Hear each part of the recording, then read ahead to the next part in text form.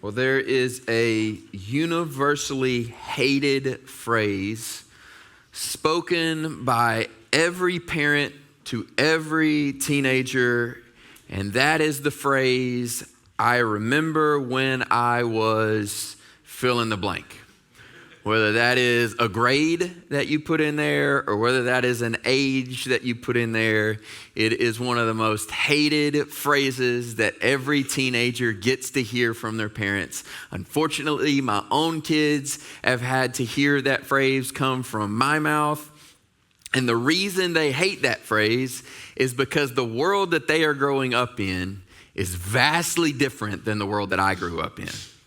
However, even though it is different, there is a truth to underneath this statement.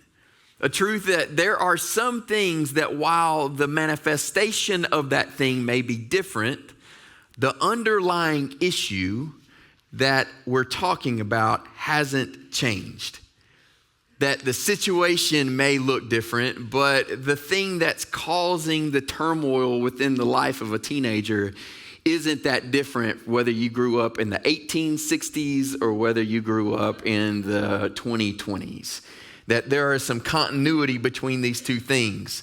This is actually one of the things that Paul lifts up in a lot of his writings in the New Testament is the continuity between two different things. The continuity of his people, the continuity of God's story, where Paul goes, hey, situations are changing, but yet there are underlying issues that are the same.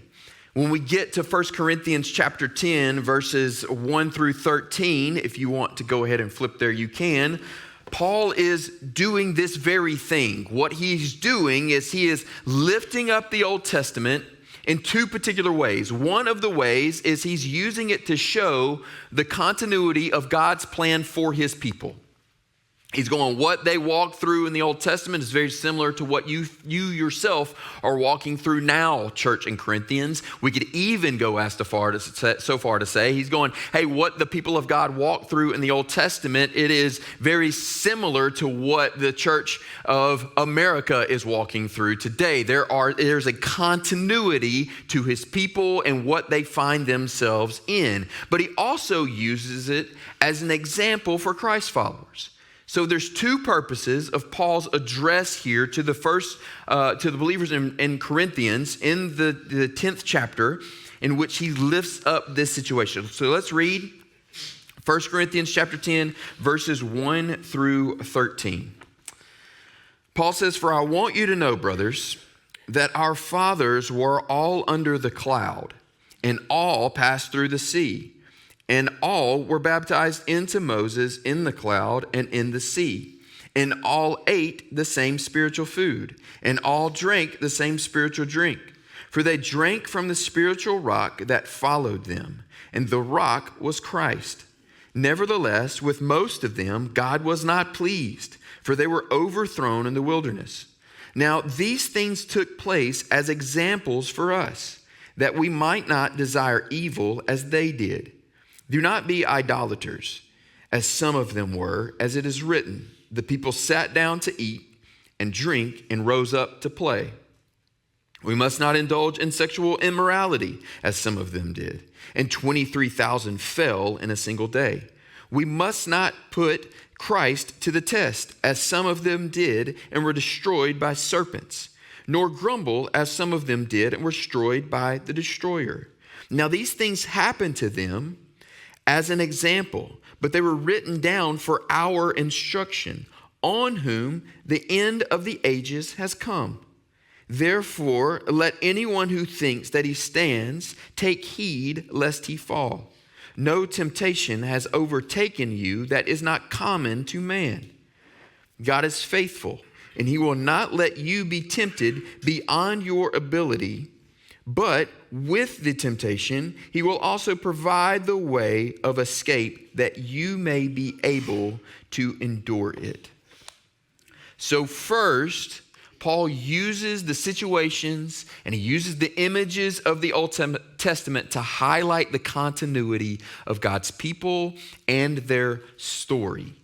So Paul is very knowledgeable of the Old Testament. We see that he was of the highest order, and so he's very familiar with the Old Testament story. He brings this in, and he looks back on a time of the Israelite people, his people, and he says that they were baptized into Moses. Now, this is a moment where they crossed the Red Sea that we see lifted up in the book of Exodus. And when they cross the Red Sea, they're surrounded by water on both sides, and the cloud, or God's presence, is over them. And so in that picture, Paul goes, they are being baptized. They are surrounded by the very presence of God. Now, this baptism that the Old Testament people experienced was also a marker of their new life. So for the people of Israel that were being led out of Egypt, this crossing of the Red Sea was their moment of being marked as God's people. And the leader of that people was Moses. They were being led by him. So this baptism into Moses here is Paul's way of explaining that they are identifying with Moses as their leader, as this new people group. So Paul parallels that, says that foreshadows that baptism for the New Testament believers.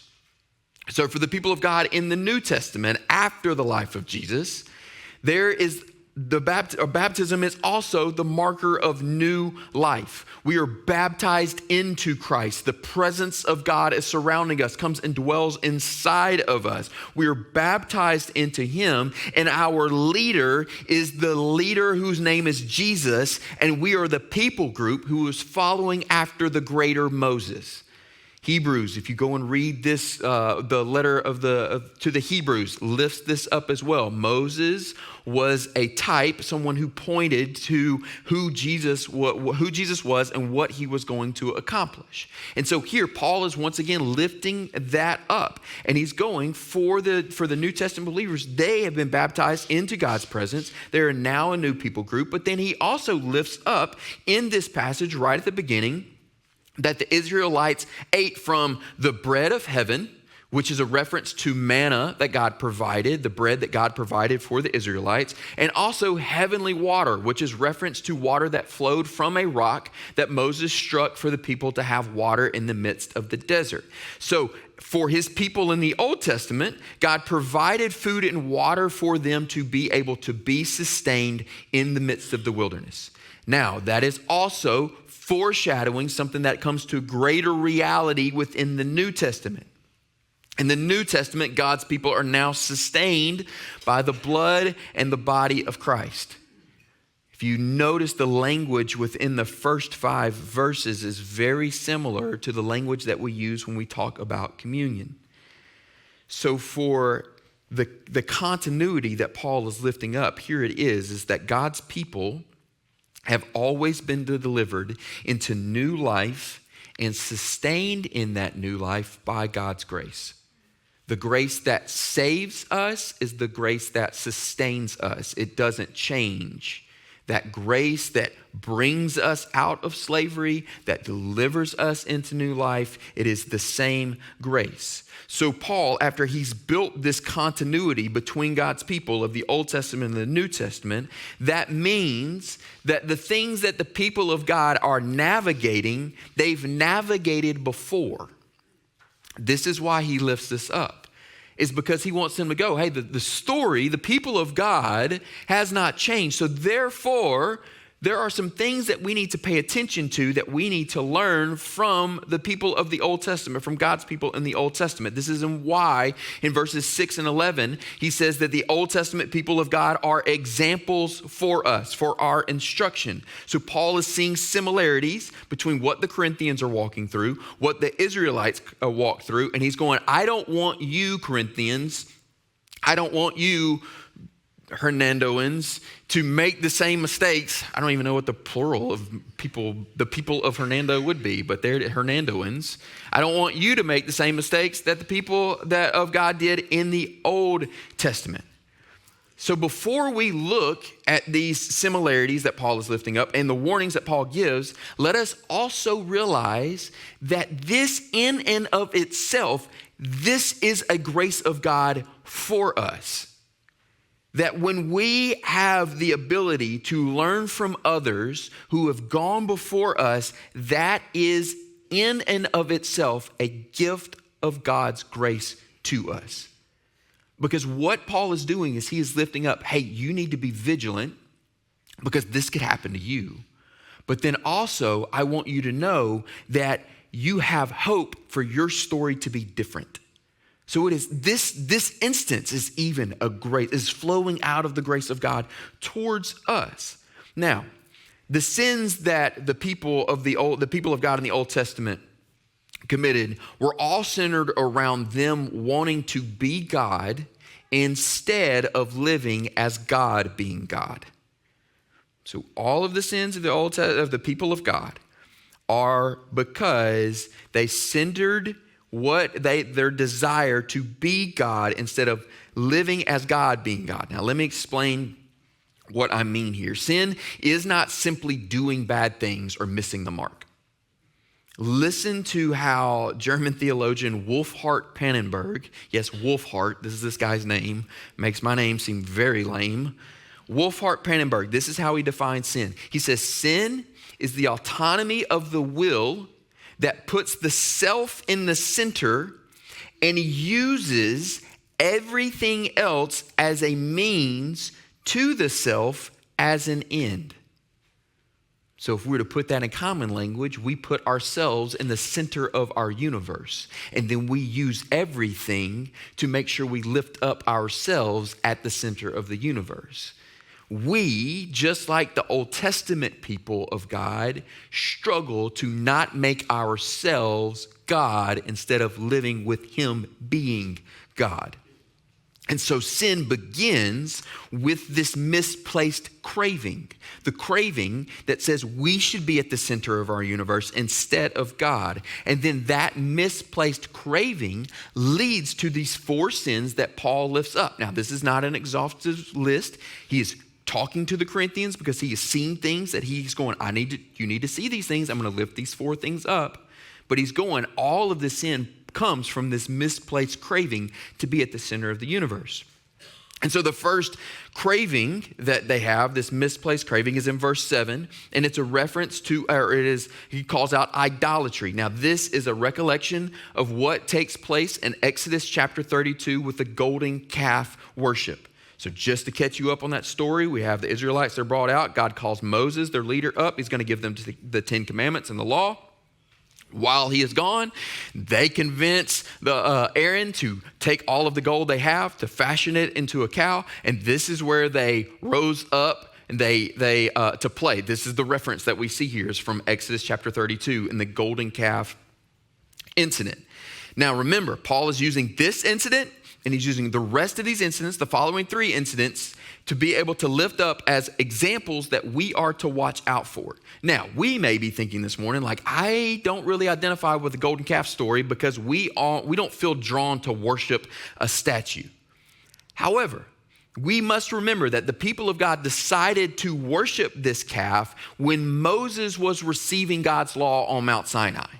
So the craving that the Israelites have in this moment that led to their sin of this worship of this golden calf was this craving of immediacy.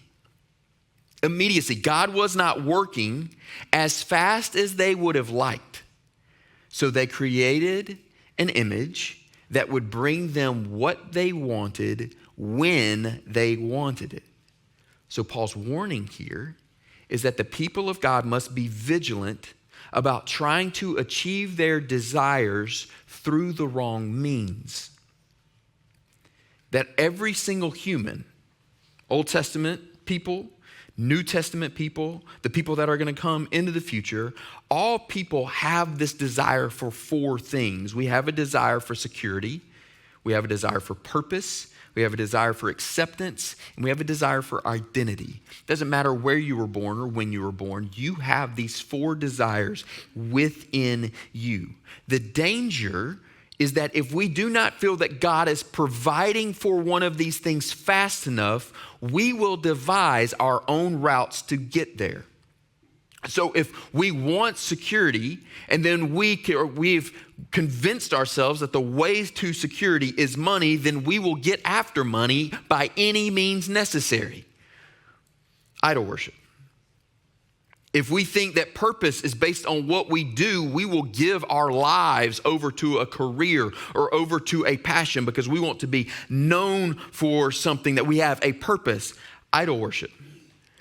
If acceptance means that I have to bend my morals to make sure I feel included by others, idol worship. If identity means that I have to make a name for myself to be known, then idol worship.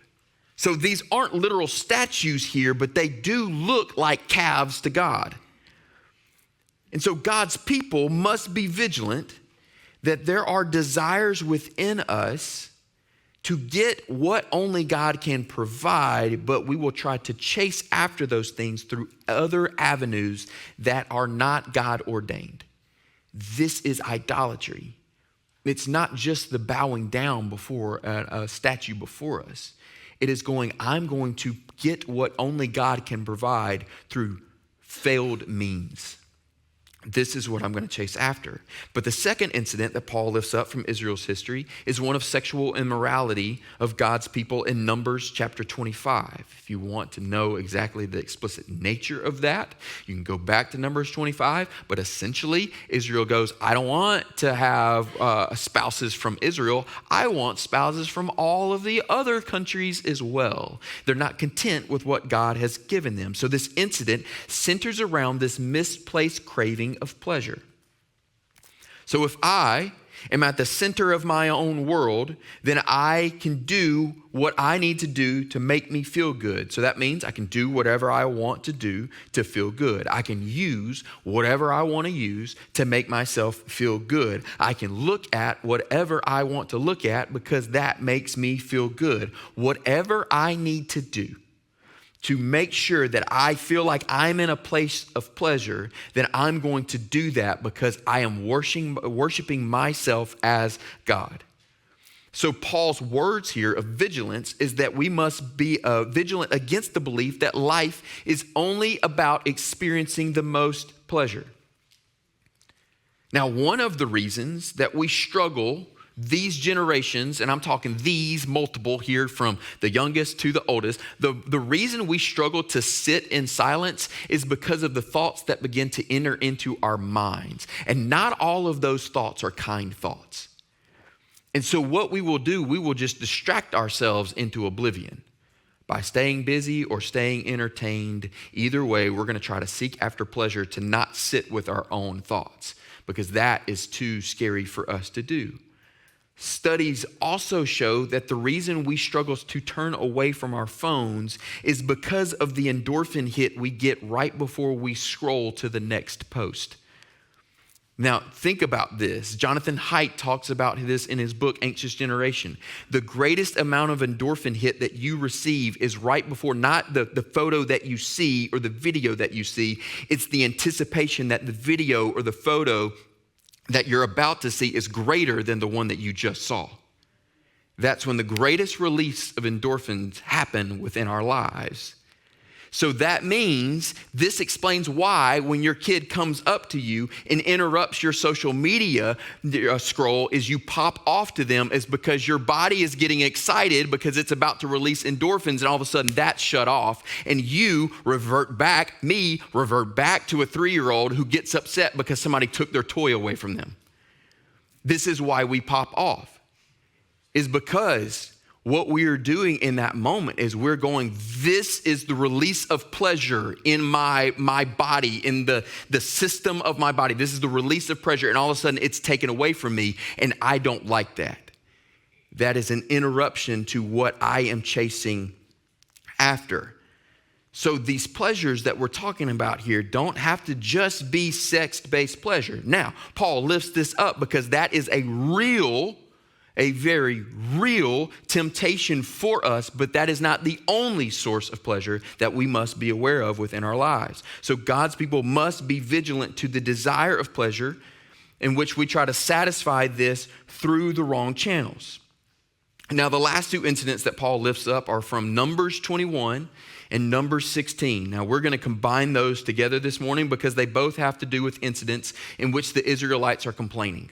One incident in Numbers 21, they're complaining about the food that God has provided for them, the manna, which is the bread and the quail. They're upset that that is not sufficient. But then also in Numbers chapter 16, they are upset that Moses and Aaron are their leaders. And so both of these situations, the misdirected craving of the Israelites has to do with this desire for more. They want more. What God has provided for them is not enough. As humans, we are designed to be eternal, in the sense that we are created to be with God forever. There is an eternal aspect to our being. Now, sin has messed that up for us. And this is why Jesus had to come, is because he wants us to be with him forever. Sin was causing that disruption to not be able to happen. So therefore, Jesus comes and provides a way that we can be with him both now and forever. What the Israelites needed to be vigilant of, what the Corinthians needed to be vigilant of, what we need to be vigilant of, is that temporary things are never going to satisfy an eternal hunger. Temporary things are never going to satisfy an eternal hunger. So if we're like the Israelites, we got the best steak and the best bread in the world, it's still not going to be enough for us. If you have the most money that you could possibly think that you want, it's never going to be enough for you. If you had enough outfits to wear a new outfit every single day of your lives, you still aren't going to have enough outfits. There is no amount of temporary things that is going to fill an eternal void. If you think of an endless pit and you throw things into that pit is never going to be filled. The eternal void within our souls, within our beings, is never going to be filled by anything that is temporary. We're always going to need to be aware and vigilant of the fact, as God's people, that our desire for eternal will not be satisfied by temporary things. So all four of these incidents that Paul lifts up here are his grace to believers going, you need to stay vigilant of what is before you. But it's also God's grace is because he's going, your story can be different. Your story doesn't have to be like that as of the Israelites. This is why he is lifting this up. Look in verses 12 and 13 again. Let's read this. He says, therefore, let anyone who thinks that he stands take heed lest he fall. Paul is talking to those in the crowd who are going, I don't struggle with any of these. Paul goes, then you're right before the fall. Verse 13, no temptation has overtaken you that is not common to man. God is faithful, and he will not let you be tempted beyond your ability, but with the temptation, he will also provide a way of escape that you may be able to endure it. So Paul lifts up this truth that God is never going to allow a temptation that is totally irresistible. He is never going to allow a temptation within your life that is totally irresistible. So while the channels maybe to chase after our misplaced desires are different from our Old Testament brothers and sisters, the temptations themselves are not new. The way they manifest, the way they look within our lives may look differently. Clearly, those in the Old Testament didn't have the internet. Clearly, those of the Old Testament didn't have the amount of wealth that was available to them like we do. So the channels, the avenues are different, but the temptations are the same. They had a gold calf. We have gold bars. They wanted more partners. We want more experiences. They wanted more blessing. We want more stuff. So the temptations are the same. The avenues are different. Therefore, if there's a continuity here, the temptations aren't the same. What Paul is telling us is that the pathway, notice that is singular, the pathway out of those temptations is the same one that the Israelites had available to them. That pathway is God's forever present presence. That is the pathway out of this temptation. Now, the grace of God to escape temptation comes through this forever present presence with us that enables us to endure it. This is something that I struggle to comprehend, is because the salvation of God does not always bring you out of the situation that you find yourself in, but it always empowers you to endure what you find yourself in. The salvation of God does not always promise to get me out of that situation. He just promises that he's going to be with me in the midst of it. Now, why does he not take me out of temptation? Because that's how we talk about salvation, right? We talk about when we think of someone saving someone, if someone is drowning, how do you save someone who is drowning? You get them out of the water, but yet sometimes we forget to first save them, you have to be with them. So God does not always just rescue us out of the situation. No, he promises to be with us in the midst of it. Now, why does he do this? It's because even in the midst of your temptations, he is going to mold you into who he wants you to become. A block of marble only becomes a sculpture because somebody takes a chisel to it. There are things that the Lord is going to allow into our lives because he's going, I need to chisel something away in you. And the rescue of that is not to take the marble out from under the chisel. The rescue is for let the chisel do its work and know that I am with you in the midst of it.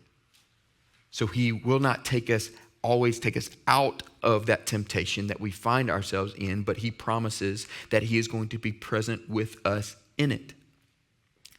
So that means in our times of temptation, whatever that temptation that we find ourselves in our moments of temptation, the answer for us, the pathway for us is that we need to place ourselves in a posture to become more aware of his forever present presence. That when I don't feel secure about my finances, I need to go and I need to read scripture to place myself in the presence of the one that is responsible for my security. My security rests on his shoulders. That's his responsibility. He is my father. He will take care of me. When I want to escape and I don't want to think about my own thoughts, or I don't want to think about the situations that I find myself in, or the difficulty that I'm facing, then I need to quietly sit in the presence of God to be loved. The moment that I feel like I want more stuff, it is to place myself in that practice, that ancient monk practice of going, what has happened in the last week? What has happened in the last 24 hours that I need to be thankful of? And remind me of who has given me these gifts. Every temptation that you and I face is an opportunity to grow in grace. Every single temptation. Now remember what we said at the beginning, that God's people have always been delivered into new life by grace. That in the middle of a temptation, that is a temptation with the old self, there's deliverance available to us through the grace of God that allows us to be able to endure that temptation because his forever present presence is with us in the midst of it. So what we need to be reminded of in the moment of temptation is not to try harder, is going, how do I run back to the presence of Jesus? How do I run back to his presence? How do I sit with him in the midst of it? And if there's any of us in here that thinks maybe we have overcome these temptations in the past, so we don't have to worry about these right now, or these aren't temptations that I struggle with, Paul's words would be, take the warning. Listen to what I'm trying to tell you, because every single one of us, we struggle with misplaced cravings. We struggle to not be the center of our own universe.